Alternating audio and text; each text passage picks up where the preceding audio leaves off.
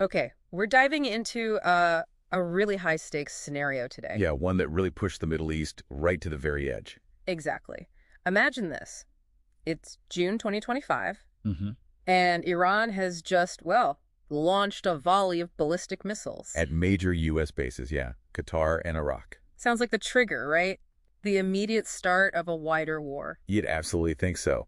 But, and this is what's so fascinating here, despite how dramatic it looked, they called it Operation Tidings of Victory. Right. Kinetically, it was, well, ineffective. Pretty much completely. Ineffective? How do you mean? Missiles were fired. They were, but all the missiles targeting the key base, al-Udeid, intercepted, every single one. Wow. So wait, no casualties? 0 U.S. or coalition casualties, Yeah. and really no significant damage to speak of. Okay, so our mission here, for you listening, is to unpack that. How did something that intense?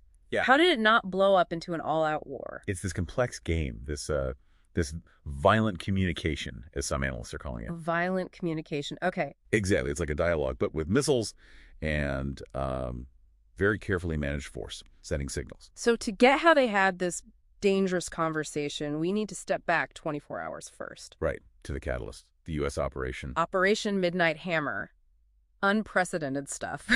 Direct U.S. air and missile strikes. On Iran's main nuclear sites, Fordow, Natanz, Isfahan. And they use B-2 Spirits, the stealth bombers. And for the first time ever in combat, that massive GBU-57, the bunker buster, 30,000 pounds.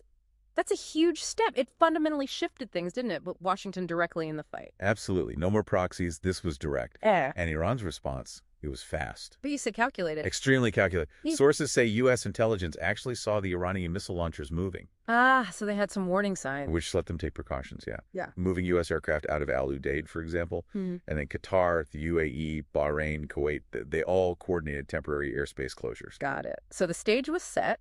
Then around 5:44 p.m. local time, June 23rd. That's when Iran's IRGC fired that missile volley. Aiming primarily at al-Udeid in Qatar. That's the big one. CNTCOM Forward HQ. The biggest U.S. base in the region, yeah. Yeah. And a secondary strike at al-Asad in Iraq. And people saw it. Oh, yeah.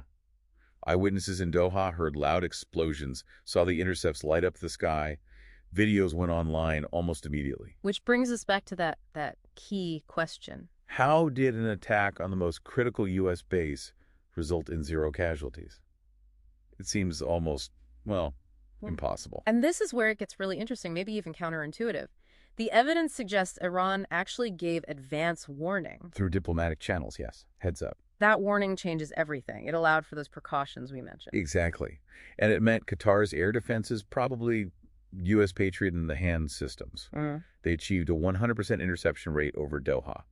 Perfect score against those missiles. So that perfect defense stopped any damage to al-Udeid, prevented casualties. And critically, it gave everyone an out. Iran could claim it retaliated forcefully. While ensuring it didn't actually kill anyone or destroy major assets, which would have forced a U.S. counterstrike. Precisely. It was engineered. Yeah. A performance, like you said, performance-based deterrence. Show the capability, but hold back the lethality. A very, very dangerous performance. No question. And Iran's public statements walk that fine line, too. Strength for the home audience.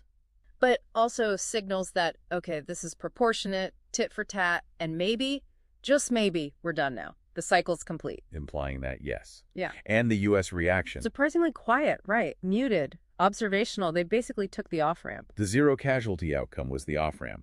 It allowed Washington to absorb the hit without needing immediate massive counter-retaliation. It avoided that escalatory spiral. And interestingly, look at the markets. Global finance played a role too. How so? Well, oil prices spiked initially, as you'd expect, fear of war. Right. But then they dropped back down quite dramatically once it became clear the attack wasn't lethal. So the market read the signals correctly. They saw it as the end of the exchange, not the beginning of a war. Seems like it. That sophisticated analysis actually created this sort of de-escalatory feedback loop. It gave political leaders breathing room. So, pulling us all together for you listening, what we're seeing is this incredibly complex interplay. Yeah, strategic communication, even violent communication, plus advanced defenses, even market psychology. All converging to just barely manage a crisis that was right on the a high wire act. It really was catastrophe averted this time. But, and this is the crucial takeaway, this whole exchange set a really dangerous new precedent.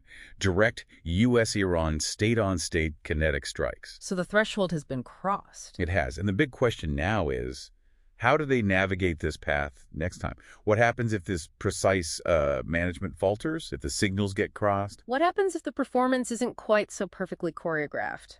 That's the unsettling thought to leave you with.